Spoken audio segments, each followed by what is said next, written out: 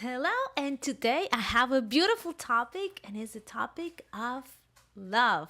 It is the month of love. We celebrated Valentine's Day this week, and I'm taking this opportunity to talk about opportunities that we might overlook when we want to give love. And it's very easy to give love to those people that already loved us or that we loved already.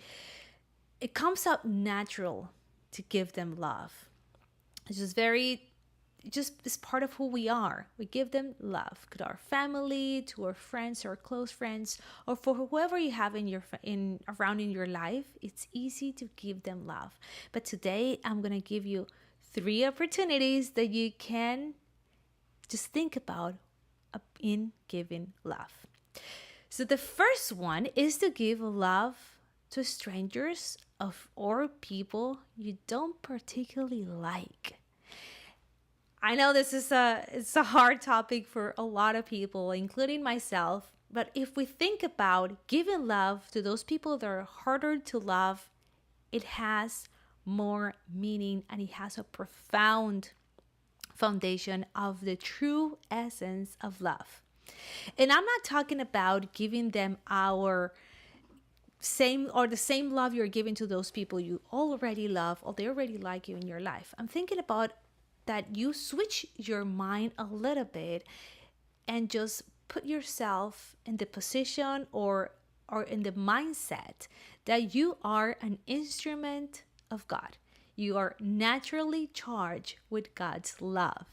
And when we think about it that way, we realize that we are just an instrument, a medium, or whatever you want to call it, that God is using us to show His love to those people.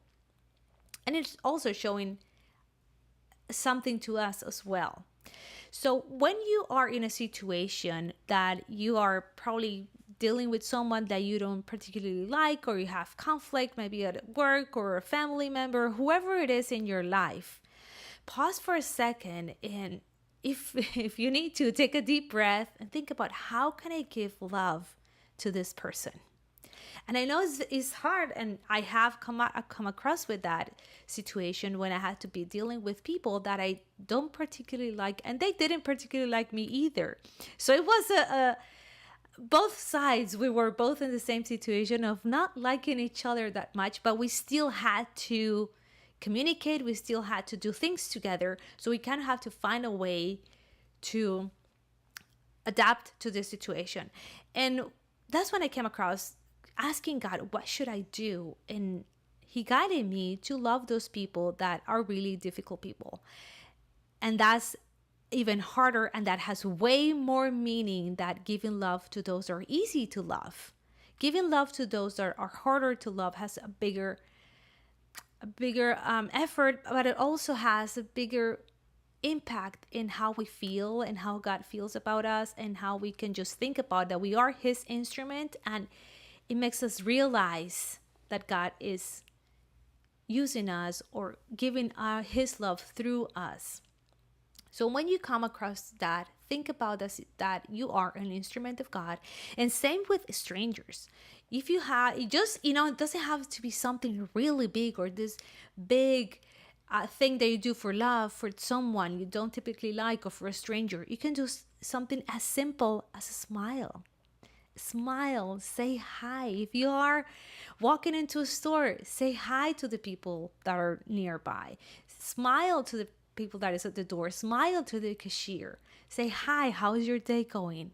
That is giving a little bit of love to those people that are strangers or we don't particularly like. So next time you're in this situation, think about how you can give love to those people. Now let's move on to the second opportunity to give love. That is to nature. Sometimes nature is so overlooked that we're just so used to seeing the sky. It's always there. We always have the sun coming out every day. We sometimes have the moon, and we have sometimes see or not see the moon. It depends what the season is anyway.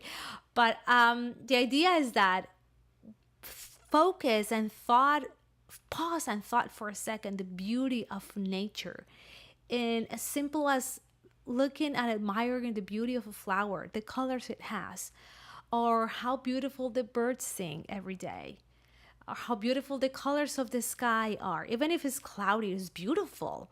Or if it's a beautiful sunset, it has a lot of colorful colors around it. It's beautiful. So appreciating nature is such a beautiful thing to do, and give love to nature. Pause and appreciate it. Be grateful to God for having the opportunity to see it, having the opportunity to have it every day, or see it once in a while when you go to work, whatever it is. Or if you have a pet, when you touch and love, the love you give to that pet, the love you give to those animals, is so important. It is an opportunity for you to think about that you are an instrument of God for them too, and you are there to give them love as well and appreciate. And also, when we think about nature and loving nature, it's also caring for nature, making sure we're not being part of the problem, but part of the solution of caring for nature, caring for a tree, caring for whatever you have around yourself. Even if you live in a big city, like I live in downtown, we don't have much of nature, but it's still, there are old trees that I truly love and appreciate, and I try to not step on the grass, little things like that, or care for the plants I have at home with the love and the, as much as I can, and care for my pet. So those things are an opportunity for us to show love. Now let's move on to the last one, and that is number 3, the opportunity to give love. And sometimes this love could be misinterpreted, and it's self-love. Yes, loving ourselves. So we have to first fill ourselves with love so we can share the love around to everyone around us. And sometimes we get confused with being selfish or greedy, but actually pure love has nothing to do with greed and has nothing to do with being selfish. That's a whole different thing. And I'm talking about here pure love that comes directly from God. So when you charge yourself with His love and you start to give that same love to you, you think about, how can I make my life better, but in a way that is aligned with God and that it nourishes who you truly are. Eating healthy is one of those ways that I feel is part of self-love. Treating our body with respect, treating our body with love and caring for it, and making sure we're giving everything for our body so it's well taken care of. It's also the way we say in our minds to ourselves, the way we treat ourselves. Stop the self-criticism and change it for highlighting the best things you have, the best qualities you have. And little by little, you start to show love to yourself more and more and more and more. And if you need help, sometimes that's exactly what I do. When I need help, I always ask God and the Holy Spirit to guide me. I ask, am I being selfish or am I giving myself love? That's a question I ask myself constantly, because sometimes I feel maybe I'm being selfish because I rather do this than go and help someone else doing this other thing.